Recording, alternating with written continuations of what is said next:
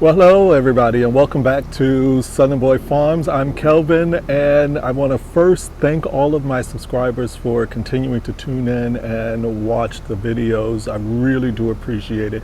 I know I don't post that many, but for those of you who have hung in there and stayed with me, hang on, because I'm going to do some things that before I never recorded, but I'm going to start recording now. So today we are going to be planting another section of sweet potatoes. So I already have one section growing some white sweet potatoes, some blue sweet potatoes, or purple sweet potatoes, however you want to call it. And by default, because I used to plant these sweet potatoes in the ground and didn't dig them all up, a couple of them have sprouted, and now I have new sweet potatoes growing in different sections of the yard. So I'll be able to dig those up in a bit. But now what I'm going to do is I'm going to start doing my sweet potatoes in containers like what's back over here. So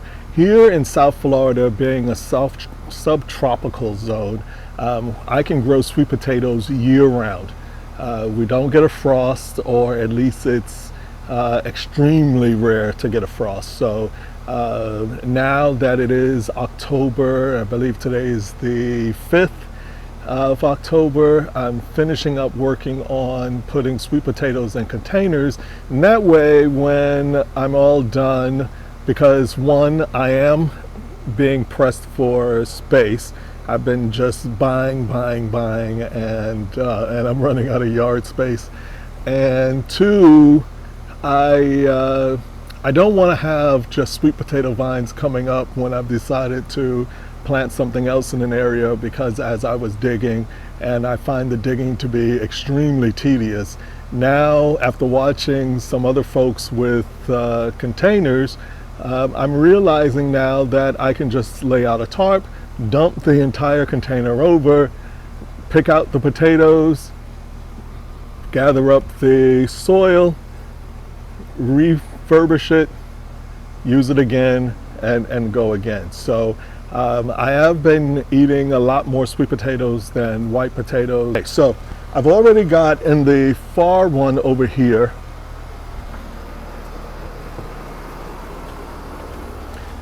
in this container way back here, I've got the container. I'm either going to put the white or the blue in there. Then in this bigger container, I'm going to go ahead and set the what we typically see, the orange sweet potato. And then in this last one, I'm going to go ahead and put in either the white or the blue, whichever one I didn't put in that first container over there. So I've got here a 27-gallon container. All right, so what I do need to do though is, because anytime you put plants or you grow anything in a container, you need to have a way for any excess water to get out. Now, while you still need to maintain the moisture inside here, excess water is just going to cause your roots, and in this case the tubers, which you're actually growing, to rot. And we don't want that. It's a waste of your time and energy, and in the end you'll only be disappointed. So I'm going to go ahead, like I did in the other one, I'm going to put in a total of, I think it's 10 holes. Should be enough. If not, well, I'll know for the next time, which will be in about 80 to 100 days. So let's get started. I'm going to go ahead and drill my holes in here. I tend to take the drill and put it on reverse, which is what I call the direction where if you were unscrewing something, turning it to the left, I go ahead and do it that way. It doesn't prevent the possibility of cracking the plastic, but it greatly lessens it. I want holes and not splits.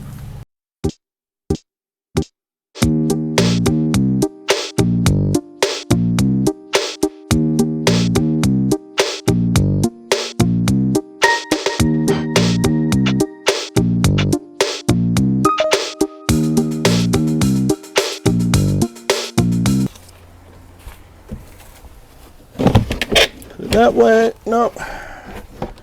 Gonna have to go that way. Okay, so now I'm gonna go ahead and mix up my potting soil, and I like to make my own because one, I've got the space to store a lot of it, and in my cost analysis, it was much cheaper to put it together myself than to actually buy it by the bag from the store. But if that's not possible for you because you too are container gardening due to lack of space, what you want to do is make sure that when you go to the store, you buy potting soil, not garden soil.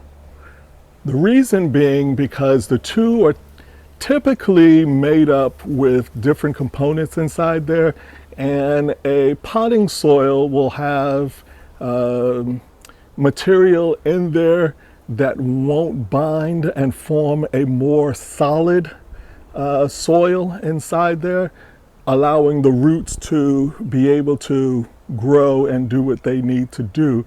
Whereas a lot of times garden soil comes with the potential of becoming a little more compacted. We use 1 cubic feet of cow manure compost, which I buy from the Home Depot. Right now it's on sale for like $2 a bag, which is fantastic.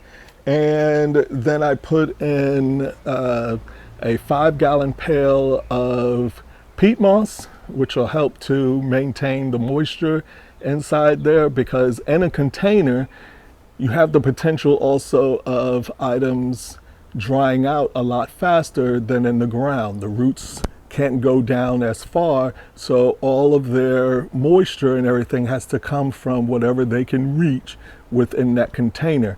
Because of the heat transfer all the way around your container, and even more so if you're using a container that is the cloth bag and air goes through it, all of that helps to dry out your soil. So just keep an eye on it as you're going through to make sure that you have enough moisture still inside your container. Typically, I say that if I can stick my finger in down about 1.5 inches, 2 inches, and it's dry, then I need to add some more water. Okay? Then I stick in a 1-gallon container of perlite and 1 scoop of horse manure, which I get from a horse ranch over here not too far from the house.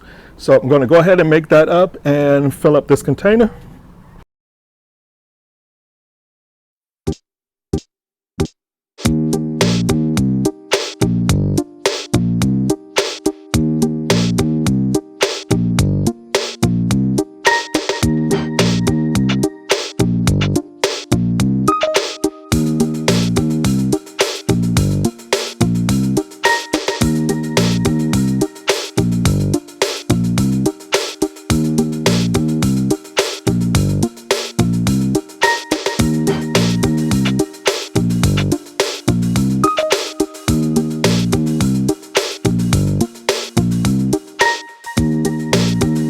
So that's it for doing up the soil. And remember, I'm not saying that that is the exact mix that you should use should you decide to make your own, but this is what I have done and this is what works for me.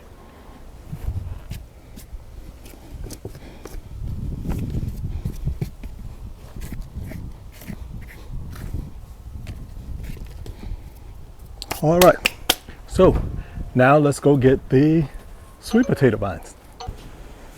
So we'll go over here, and this is where I have been growing vines for the white sweet potato, the purple sweet potato, and as you can see over there, there are vines coming up all by themselves from previous potatoes that I forgot in the ground. And all the blooms are is an indication that the vines are well fertilized and they are now at a stage where they are actually going to begin developing the tubers, which are the actual potatoes, which is what we want to eat. And so it won't always happen. A lot of times I have found that it hasn't happened, but when it does happen, it's a good indicator that things are going well. And in the next month and a half to 2 months, you will begin to have the proper size tubers for harvesting. When I'm harvesting the vines that I need is to go ahead and find the vine, and then here I've got a big muddled mess. Try to get the end of the vine, and that way you're sure that it is on its way. So I'm also noticing here that, and I'll bring it up to the camera in just a minute once I cut this section, that it's already sticking out roots in order to grow sweet potatoes some more down in the ground. So I try to go ahead and get a good foot to 2 feet of vine and snip it off right where another leaf is about to begin. So if I was to snip this one from down in the ground, I would snip here just after the flower end, okay? And in that way, I know that I'm at a point that will definitely grow more flowers. I can go ahead and leave these on, but typically I go ahead and just cut them off.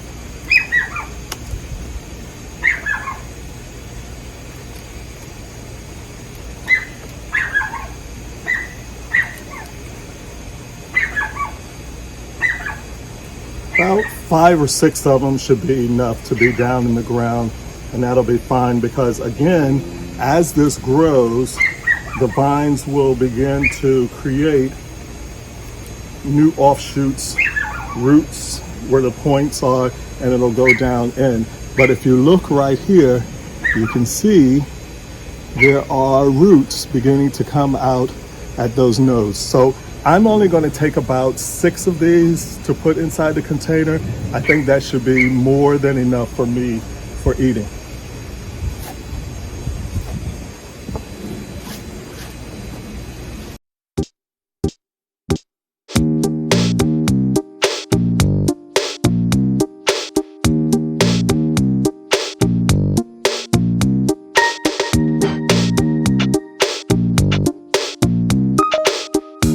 Of each now.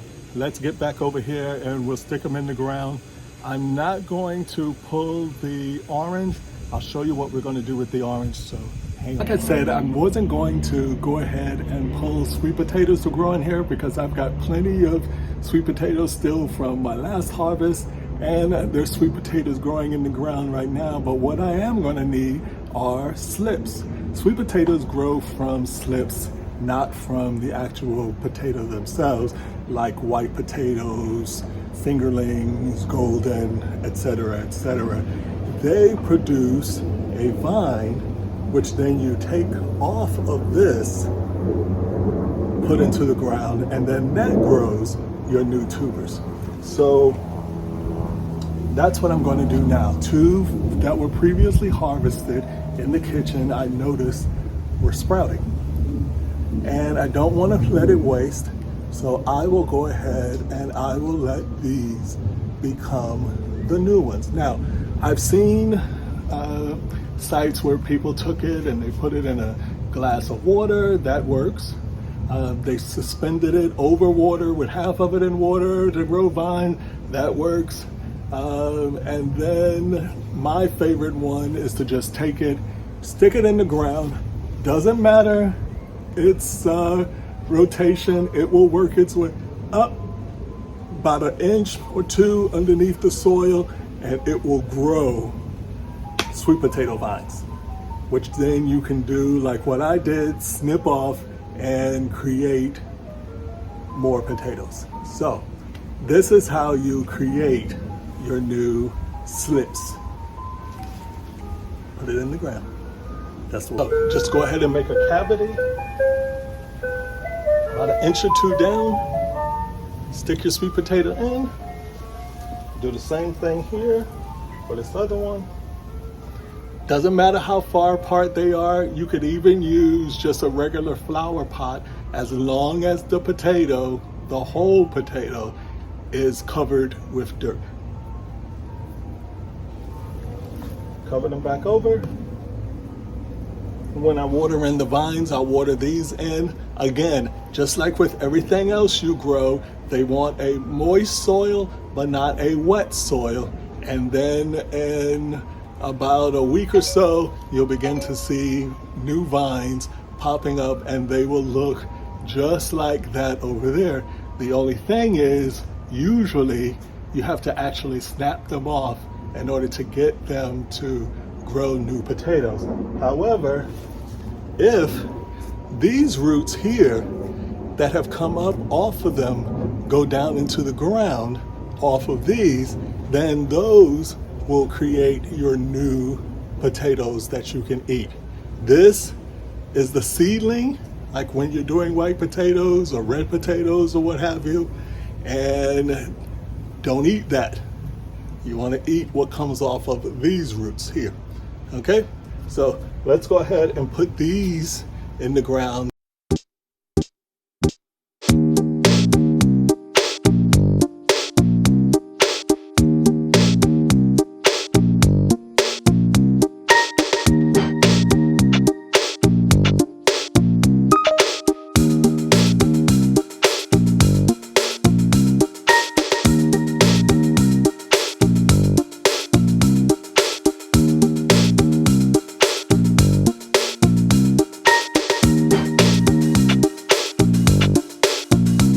There you have it. Some white sweet potatoes, some orange sweet potatoes that will begin to give me my offshoots that I can then go ahead and plant. And lastly, my purple or blue sweet potatoes.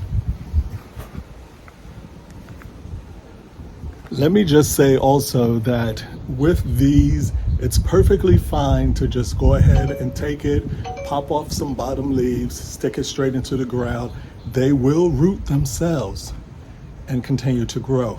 But if you want the confidence of it all, go ahead, take those snips, put them in a container of water. Within a week, you'll go ahead and have roots that will make you feel more confident that you've done everything correctly and that you will get sweet potatoes. So thank you for watching. Thanks for tuning in. Love having you guys here.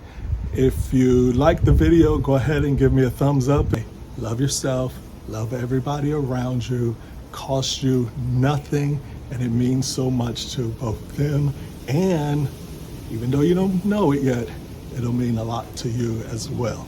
Karma, as they say, is the reward that you will receive from the actions that you give to everyone around you. Okay? So, see you the next time. Bye.